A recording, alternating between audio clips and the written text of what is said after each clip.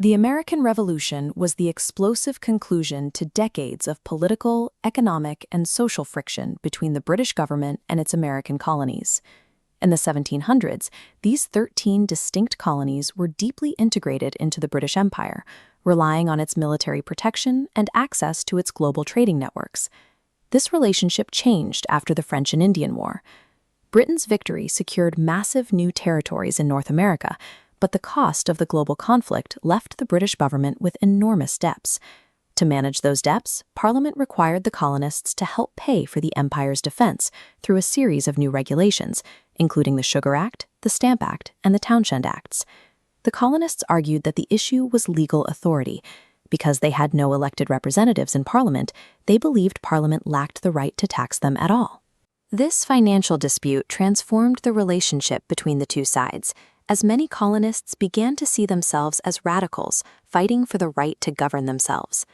Violence finally broke out in 1770. During a confrontation in Boston, British soldiers fired into a crowd of civilians, and 5 colonists died in an event Patriot leaders utilized as propaganda against British rule. In 1773, the Boston Tea Party marked a major escalation against the Tea Act. Britain responded with the Intolerable Acts, punitive policies that only served to unify colonial resistance. The flashpoint arrived in April 1775, when British troops marched toward Concord to seize military supplies. They clashed with colonial militias, marking the transition from political protest to open warfare. The Second Continental Congress appointed George Washington to lead the newly formed Continental Army, a force that was inexperienced and poorly supplied compared to the British military. By July 4, 1776, the colonies severed ties with the British Empire. Thomas Jefferson drafted the Declaration of Independence, a document that transformed the conflict. The document argues that governments derive their authority from the people and that all individuals possess fundamental natural rights.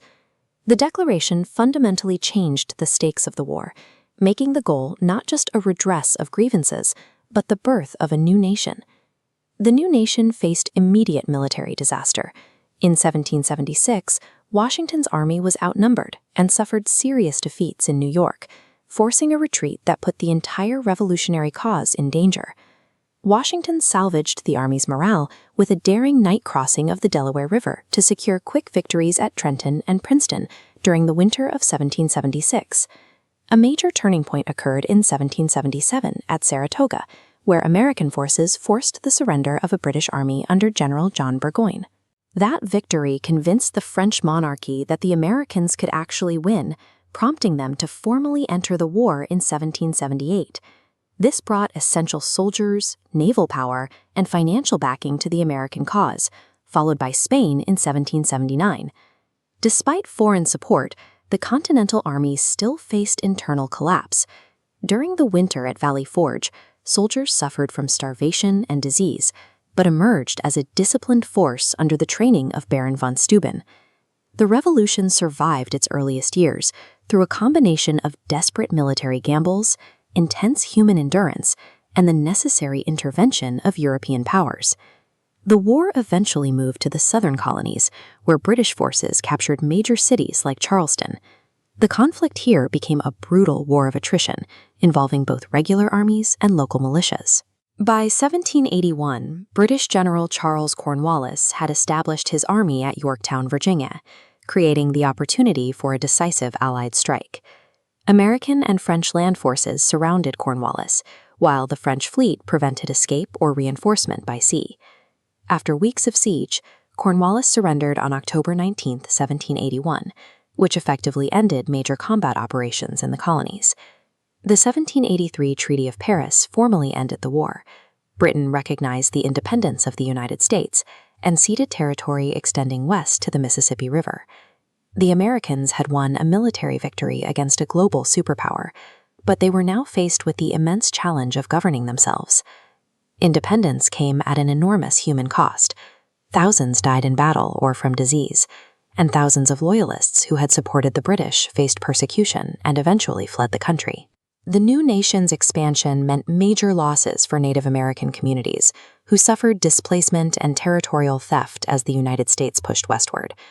Women managed farms and businesses while men were away and supported the armies directly as nurses and workers. But these contributions did not lead to political equality in the new republic.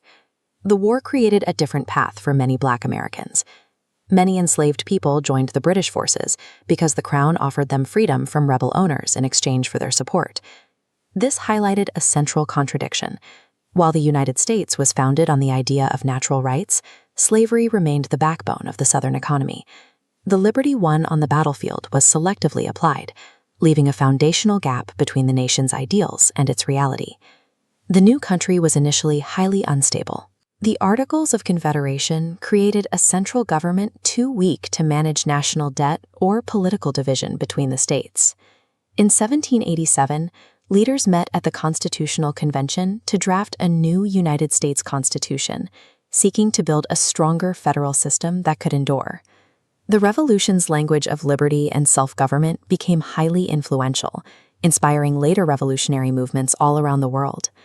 Yet the new republic deliberately left unresolved questions regarding slavery, women's rights, and the status of Native Americans. The American Revolution created an experiment in government based on the consent of the governed. The struggle over who would actually receive that promised freedom would shape the nation's history for centuries.